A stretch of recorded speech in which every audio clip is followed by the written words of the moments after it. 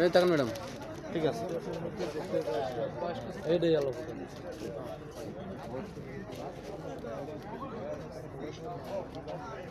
আচ্ছা,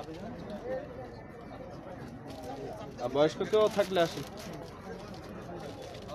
পিছনে এক চাচা আছে বয়স্ক, ওনারা ডাক দেন। বাকিরা আপনার কাভার করে নেন।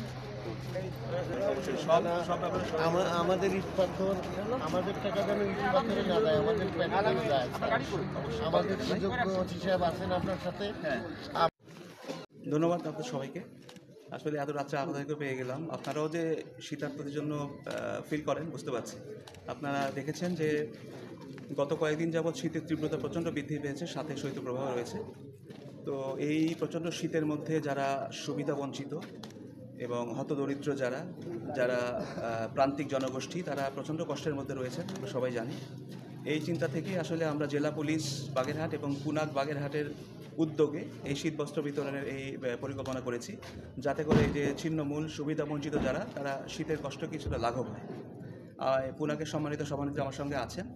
তো আমরা এই রাত্রেবেলা বের হয়েছি একটাই কারণে, যে আমরা নিজেই আসলে যাচাই করে দেখছি যে সুবিধাবঞ্চিত যারা যারা প্রকৃত অর্থেই দরিদ্র, তাদের জন্য আমরা নিজের হাতে শীতবস্ত্রটা উঠিয়ে দিতে পারি। সেই কারণে এত রাত্রে বের হওয়া।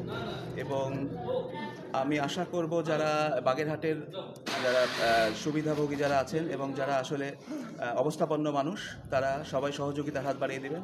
এই শীতের মধ্যে আমরা দরিদ্র জনগোষ্ঠীর পাশে দাঁড়াবো।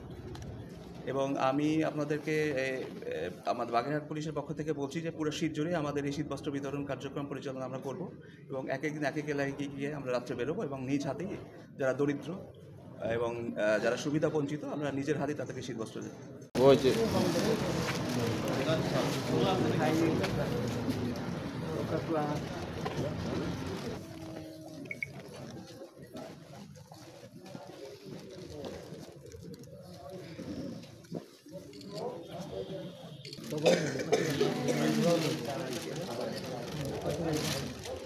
আপনি